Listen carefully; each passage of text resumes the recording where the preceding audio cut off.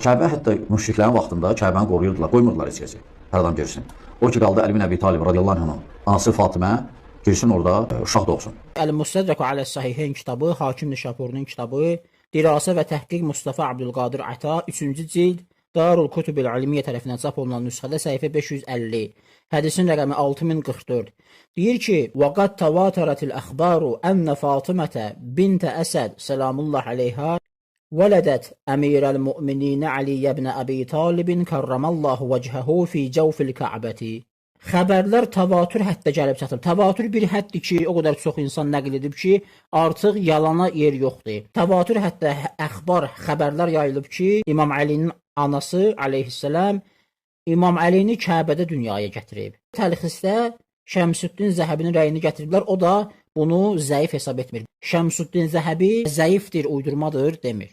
Əgər bu Kəbənin içində böyük bir fəzilətsə, onda peyğəmbərlər orada olmalıydı. Muhammed sallallahu aleyhi ve sellem orada olmalıydı. Nə?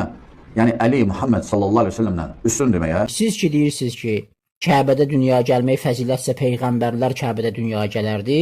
Onda siz Səhih Müslimdə gələn bu rivayətə cavab verin.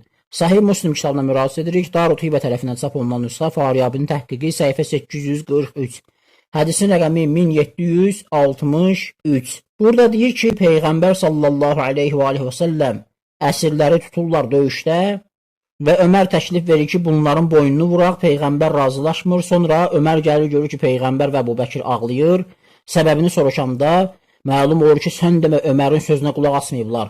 Müşrikləri buraxıblar və Allah Azza və Cəllə ayə indirib Peyğəmbəri və Əbu Bəkir məzəmmət edir. Baxın, əgər Ömərin sözü Allahın sözü ilə müvafiqdirsə, bu fəzilət niyə Peyğəmbərdə yoxdur, Ömərdə var? Əli ibn Əbi Talibin Kəbədə doğulmasının əsli yoxdur. Təsəvvür edin, kim ki bunu çıxardı, təsəvvür edin, Əli ibn Əbi Talib tərifləmək üçün çıxardılar. Şərəfdir. Şərəfdir, qardaşlar.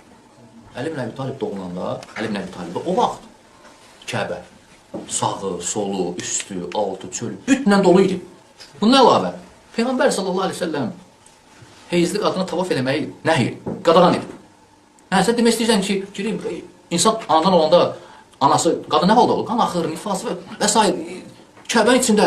Əvvəlində bu cür məsələyə giriş edirlər ki, bu şərafət deyil, bütxanada dünyaya gəlmək şərəf deyil. 2-3 dəqiqə sonra öz dediklərini təkzib edirlər. Qayıdıb deyirlər ki, ikinci dəlil gətirirlər ki, İmam Əlinin aleyhissalam anası doğuş halında, yəni Kəbə evinə daxil olur və uşağı dünyaya gətirəndə orada Kəbə evi, məsələn, doğuş qanıyla dolur filan. Bu da Kəbəyə hörmətsizlikdir. Biraz əvvəl deyirlər bütxanadır, daha sonra özləri öz dediklərini təkzib edirlər ki, bura qan tökülür və Kəbə evinə ehtiramsızlıq hesab edilir.